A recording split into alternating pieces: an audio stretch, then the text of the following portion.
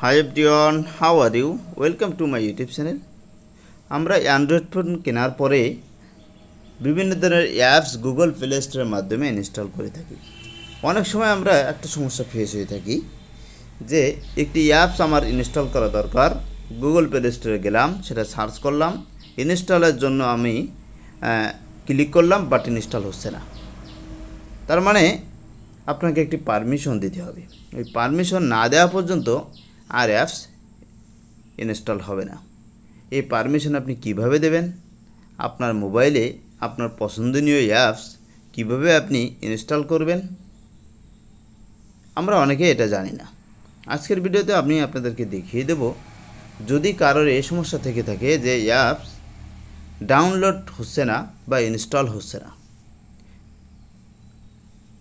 এটি করার জন্য, এই সেটিংসটি করার জন্য আপনাকে যে কাজটা করতে হবে, ফার্স্ট আপনাকে আপনার মোবাইলের ডিসপ্লেতে আসবেন।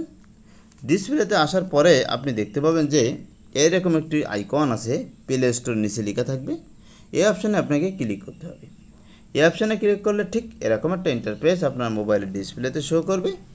এখান থেকে আপনি উপরের দিকে চলে যাবেন, যে আপনার নামের পাশে দেখবেন একটি এখানে একটি প্রোফাইল আছে এবং আপনার ফটো দেখতে পাবেন। এই অপশানে ক্লিক করার পরে আপনাকে চলে যেতে হবে সেটিংসে। এই নিচের দিকে দেখবেন সেটিংস অপশান আছে, এই সেটিং অপশানে ক্লিক করে দেবেন। এই অপশানে ক্লিক করার পরে আপনি এখান থেকে জেনারেল নামে একটি অপশান পাবেন, এই অপশানে ক্লিক করে দেবেন।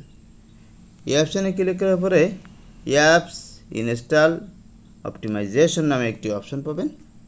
এই অপশানে যদি আপনার এখানে আনএবল থেকে থাকে, অফ করা থাকে, আপনি এটি অন করে দেবেন। এখন আপনি আপনার পছন্দনীয় অ্যাপস, যে অ্যাপসগুলো আগে ইনস্টল হচ্ছিল না, সেগুলো খুব সহজে সিস্টেম মাফিক ইনস্টল করতে পারবেন। Thank you all. আল্লাহ হাফেজ।